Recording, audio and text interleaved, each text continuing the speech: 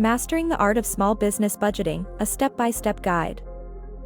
Welcome to this guide where we'll explore how to create a sustainable budget for your small business. It's not about restricting spending, but rather a strategic plan for your financial growth. First, let's understand your income sources. Detail every revenue stream your business has, from product sales to freelance services.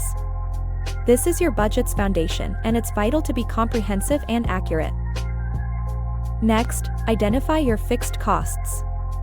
These are expenses that remain constant month after month, like rent, utilities, and salaries.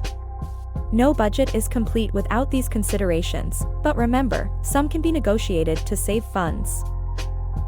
Now, onto variable expenses, costs that fluctuate each month, like marketing campaigns, raw materials, or seasonal expenses.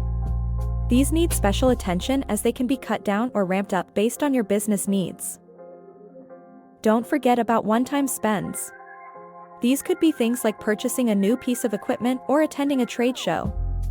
Though not a regular expense, they can significantly impact your budget and need to be planned. A key aspect